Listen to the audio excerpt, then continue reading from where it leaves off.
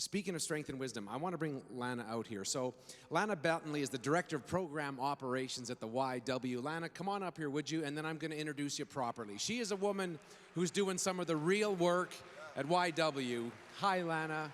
Welcome. Come on out.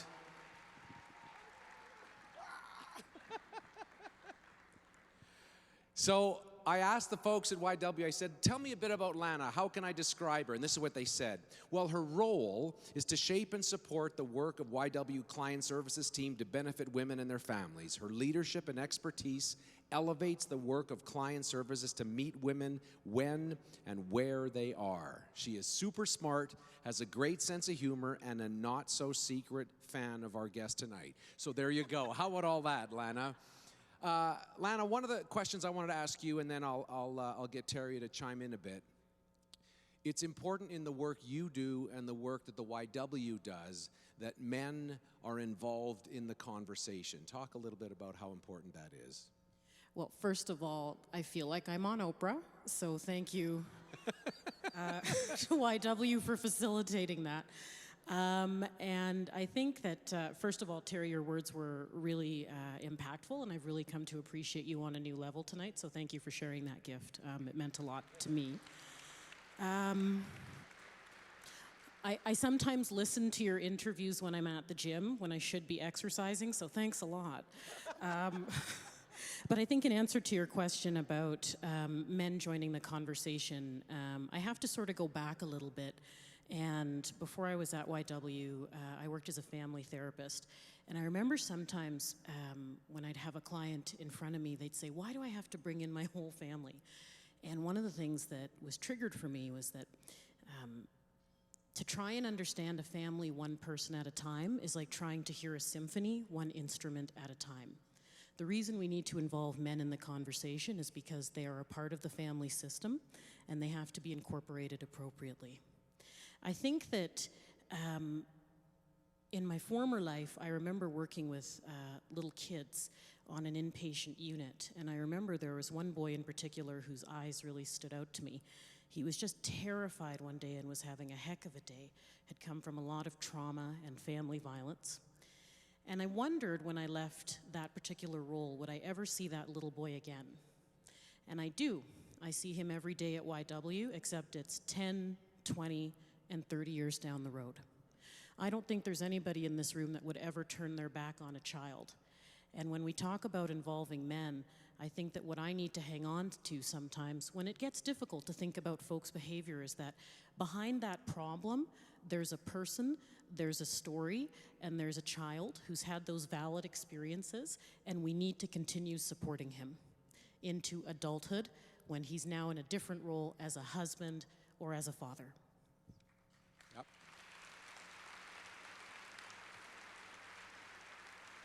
We really wanted you here, Terry, as a man, to speak to us from that place. How important do you feel it is that men are part of the conversation as well? Oh, you know, first of all, again, I can only bring it up with slavery.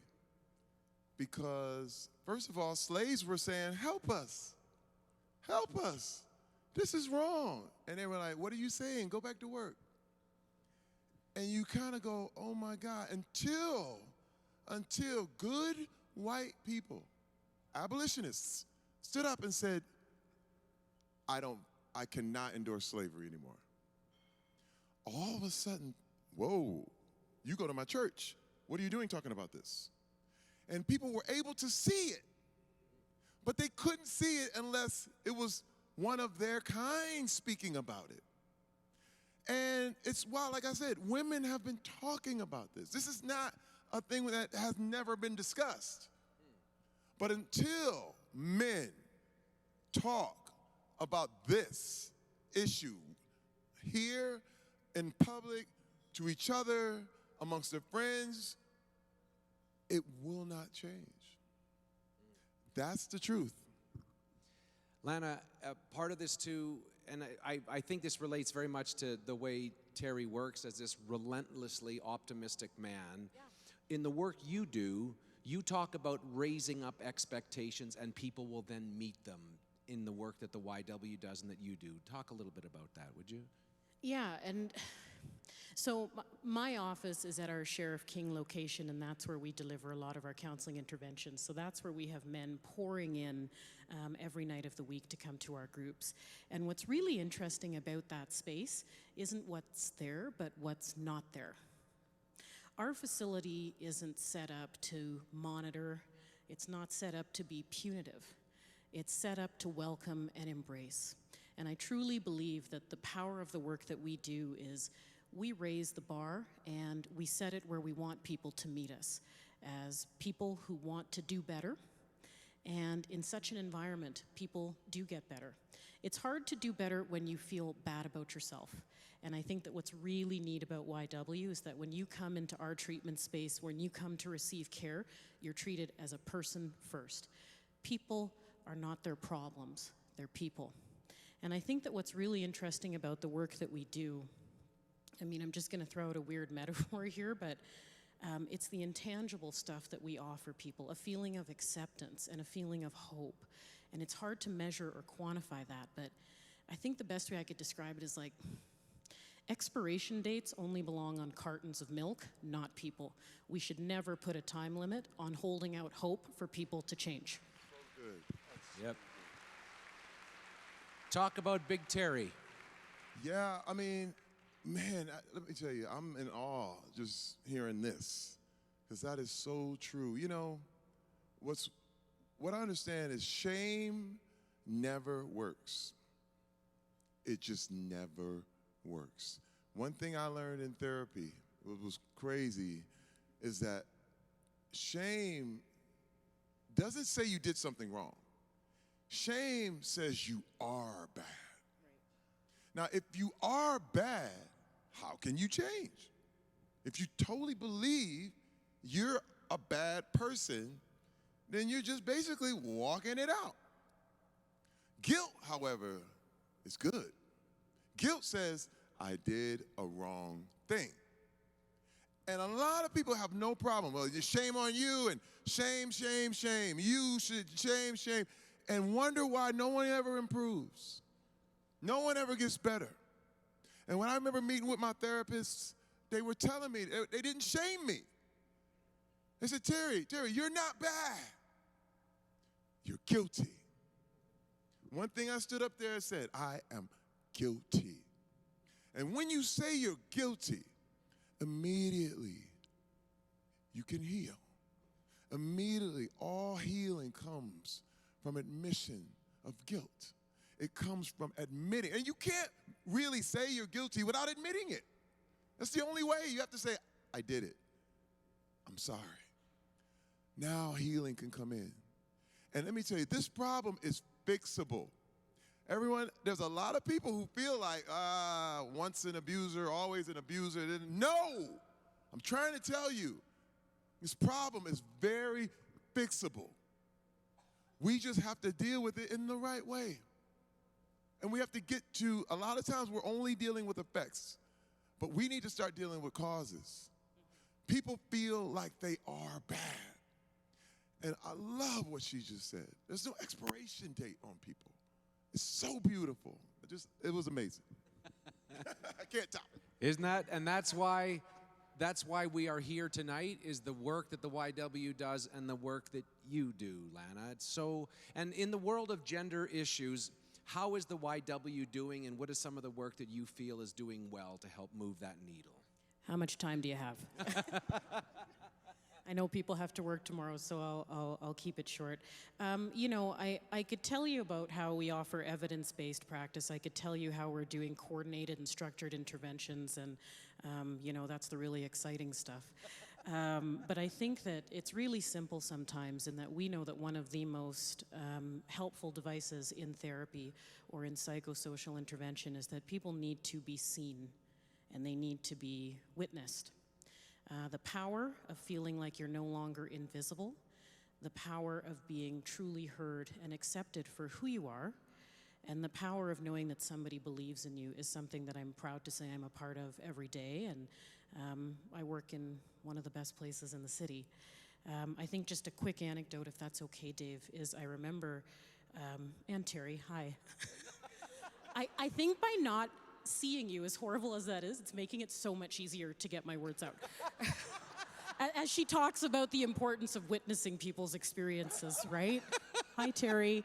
I remember when I first started at YW to get my bearings, I sat in on one of our men's groups.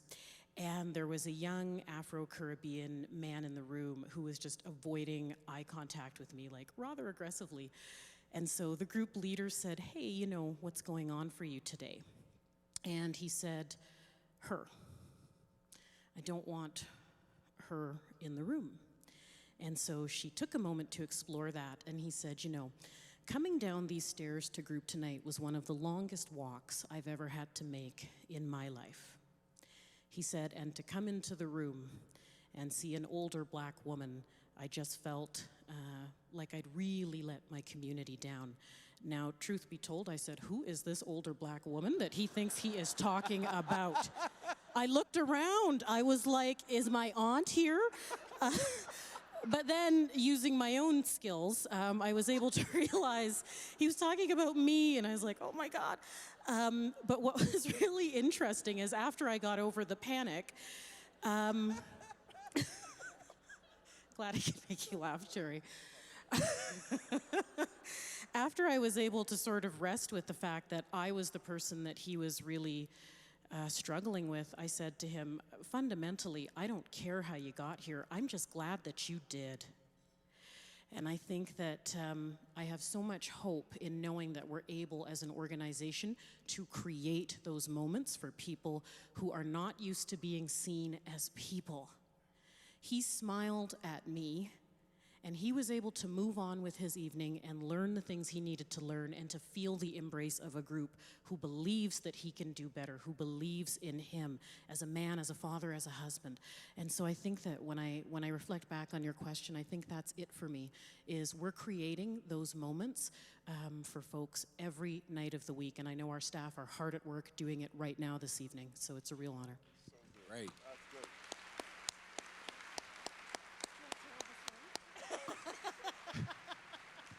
Before I let the two of you go, and you may have answered it a bit, but I'll start with Terry so you can rethink one. What gives you hope? Terry, what gives you hope? Oh, I have nothing but hope. First of all, we couldn't even bring this subject up 10 years ago. 10 years. Think about it. We couldn't talk about it. This is what I'm saying. It's like, why whisper? For real, there's no more whispering.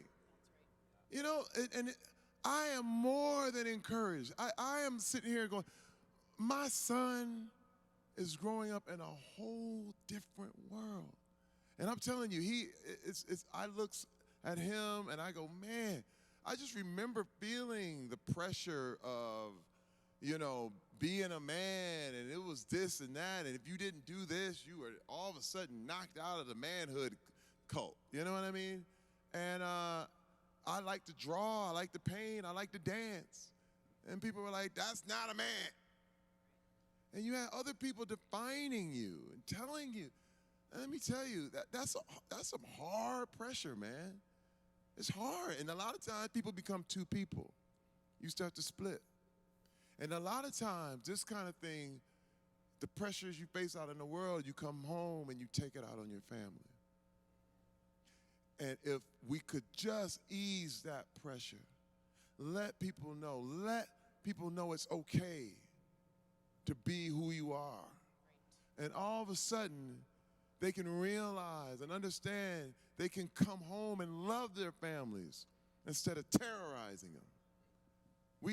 Let me tell you, it's funny because one small thing is a ripple effect. And I'm so encouraged by, again, the women of the Me Too movement who actually, they're the ones who influenced me. They gave me the courage to tell my story. And it keeps going and keeps continuing. And let me tell you, it's never going to stop. I'm so encouraged. And what gives you hope, Lana? Oh my goodness. You know, as trite as it sounds, Dave, this. And I'll tell you why. You know, when I was younger, Terry, and I'll leave it to you to guess what that means, but but many years ago, I remember that my interface living in a city like Calgary with successful people of color was so limited. And it's hard for me to not get emotional talking about it, but I never would have imagined in my life that I would have a job that would put me on a platform like this to talk to somebody like you about this issue here today. It just shows the evolution that is occurring. And I think, I just think that in those hard moments when people bemoan all of the tough things that you watch on TV, knowing that people like you, Terry, are here talking to an audience like this on a night like tonight when people could have chosen to do other things, but they chose to be here and be a part of this moment, I know we are going to move the needle when it comes to gender-based violence. I'm 100% confident about it. Isn't that great? Come on. Ladies and gentlemen, we are lucky that Terry Crews is here. We are lucky that Lana is here. Lana, Bentley, let's hear it for our two phenomenal folks.